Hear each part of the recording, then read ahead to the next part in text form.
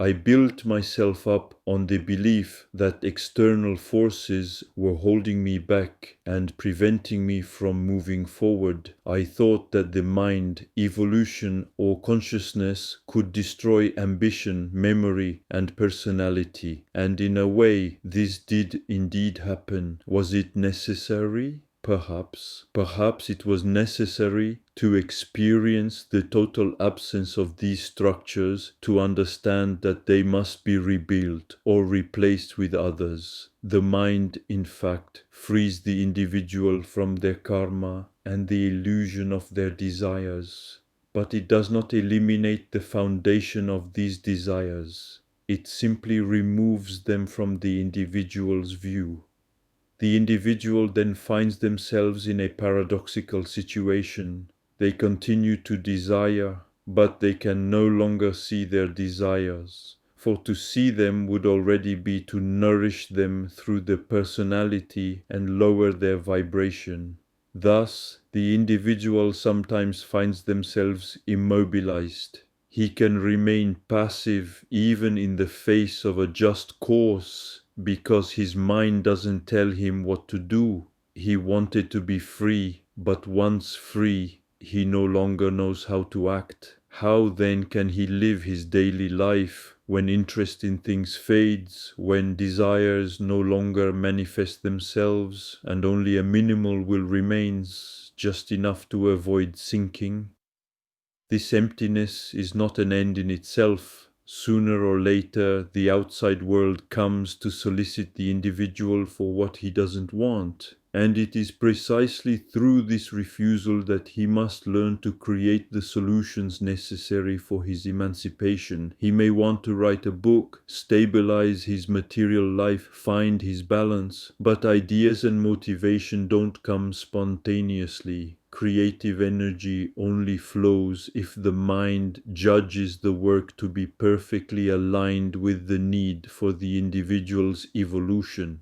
In other words, the mind is like an internal enterprise. It does not provide a position or tools until it is convinced of the true usefulness of the project.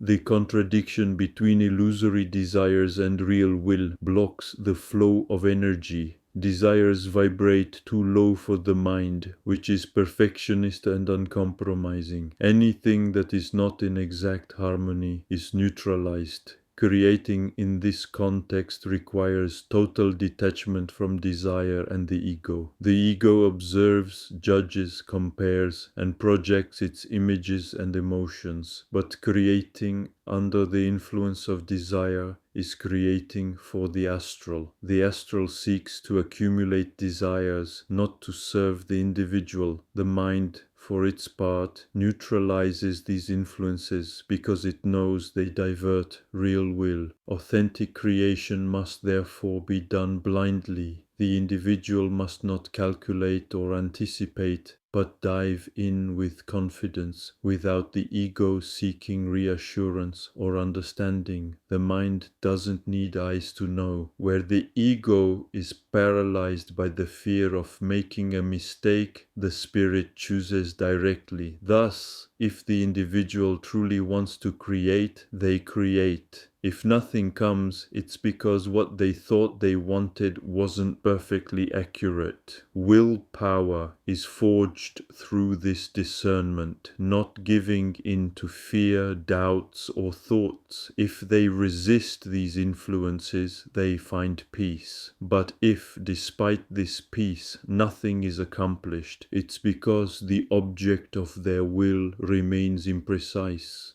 This is why true willpower is built through confrontation, between leap and abstention, between fear and lucidity, between momentum and neutralization. Each time the individual believes they have found their project, they can be stopped, not out of weakness, but because the mind has recognized that it is not yet in exact alignment. The ego wants conclusions, but the mind doesn't need them. This process is subtle. It doesn't provide immediate certainty. It requires patience, discernment, and the ability to create without guarantees, as if starting from scratch.